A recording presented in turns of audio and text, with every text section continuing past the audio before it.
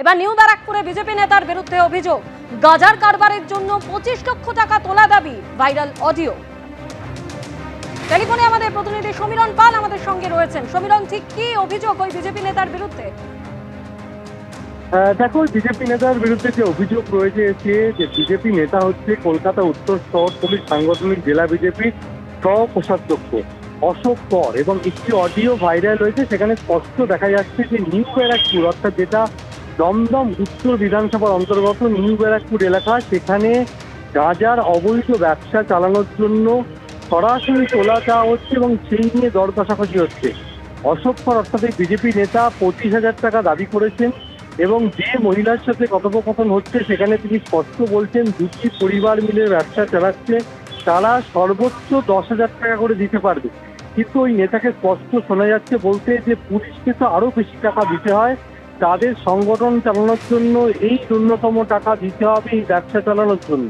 প্রসঙ্গত তোমাকে বলি, রাজ্যে পালা বদলের পর যেহেতু নিউ ব্যারাকপুর এলাকায় গাঁজা এবং মাদকের ব্যবসায়ীদের যে কালোবাজারি সেই বা অসাধু ব্যবসায়ীদের চক্র সক্রিয় রয়েছে, সেই কারণে বিজেপির পক্ষ থেকে রাজ্যে পালা বদলের পর এক মহিলা বিজেপি নেত্রী নিউ ব্যারাকপুর থানায় লিখিত অভিযোগ জানান যে এই অবৈধ কারবার বন্ধ করতে হবে।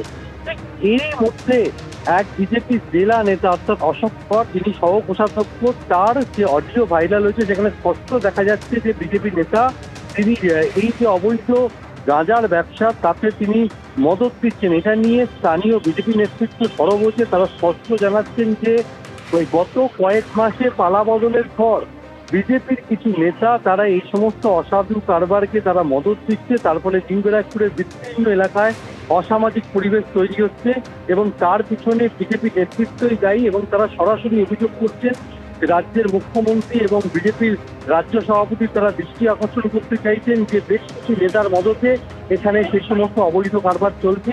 আর এই ভাইরাল অডিও সম্পর্কে অভিযুক্ত বিজেপি নেতা অশোক কর জানিয়েছেন যে এটা তার বিরুদ্ধে চক্রান্ত, তিনি আইনানুগ ব্যবস্থা নেবেন। ধন্যবাদ সমীরণ। ওই ভাইরাল অডিওতে কি রয়েছে আসুন শুনুন। হ্যাঁ, ওই দোকানটার যে মানে যার দোকান তার নাম হচ্ছে অপর্ণা, বুঝলেন? হ্যাঁ, ঠিক ঠিক খবর পেয়েছি আমি আগে। ঠিক আচ্ছা, আছে, ওটা আমি বলে দিচ্ছি যে কম করে দেখতে। কত চাইছে ঠিক বলুন আছে, তো? 25। ব্যাস, তো অত দিতে পারবে নাকি? কি বলেন? এরা অনেকই করে দিদি, এরা প্রচুর আয় করে ডেলি। পুলিশকে তো আরো বেশি দিতে হয়, আমরা জানি। দেখেন, ওর তাহলে ওই আর 5 কমায় দিলাম আমি, ওই 20 দুইজনে 10-10 করে দিয়ে দেয়। 500 কাছে টাকাটা দিতে হবে। হ্যাঁ, চিনি আমি। যখন যে রংটা এসছে তখন সেই রঙের ধারণ করেছে, ওনাকে বলে দিয়ে হ্যাঁ, দেখছো। তাহলে কি খুলে বলবো খুলতে? আপনারা আমি এক্ষুনি আমি ফোন করে বলে দিচ্ছি, বুঝেছেন? আচ্ছা, বলে আপনাকেও দিয়ে- আমি বলছি। আর এই তোলাবাজি রুখতে গতকাল রাজ্য বিজেপির তরফে কড়া সিদ্ধান্ত নেওয়া হয়। 22 জন কর্মীকে সাসপেন্ড করা হয়, 250 জনকে শোকজ করা হয়। তারপরেও তোলাবাজি থামছে না। এবার নিউ ব্যারাকপুরের বিজেপি নেতা অশোক করের বিরুদ্ধে গাঁজার কারবারের জন্য 25,000 টাকা তোলা চাওয়ার অভিযোগ। ইতিমধ্যেই সেই অডিও ভাইরাল হয়েছে। অশোক কর বিজেপির উত্তর কলকাতার শহরতলির জেলার সহ কোষাধ্যক্ষ। অভিযোগ উড়িয়ে ভাইরাল অডিও ক্লিপের সত্যতা নিয়েই প্রশ্ন তুলে দিয়েছেন ওই বিজেপি নেতা।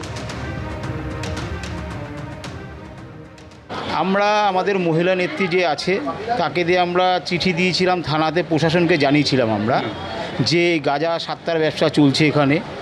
হ্যাঁ, 7 নম্বর ওয়ার্ডে চলছে আমাদের এই, আমরা যেখানে বসে এখন বাইট দিচ্ছি তার থেকে 100 মিটার দূরে এই ব্যবসা চলছে রমরমিয়ে। এই ব্যবসার মধ্যে আপনারা দেখবেন একটা অডিও একটা ভাইরাল হয়েছে।